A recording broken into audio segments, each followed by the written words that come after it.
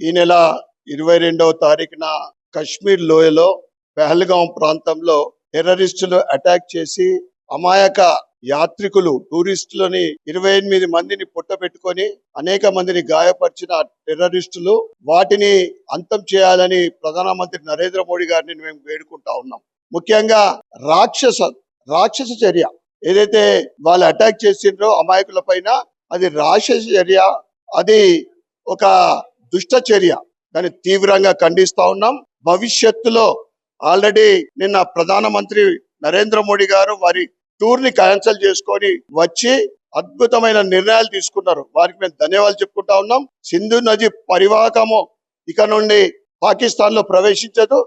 దాంతో పాటు వీసాలు రద్దు చేయడము, ఎవరికి కూడా ఫాల్తున్న పాకిస్తానీయులు ఇండియాకు వచ్చే, భారతదేశానికి వచ్చే వీసాలు కూడా ఇవ్వకపోవడము, ఇవన్నీ కూడా చర్యలు.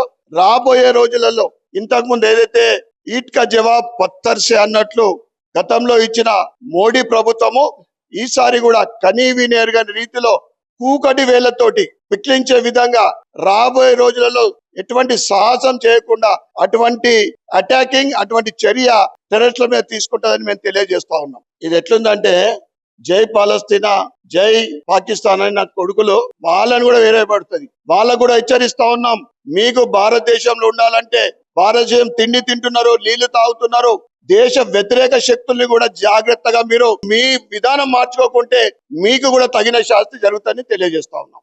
భారత్ మాతాకి జై.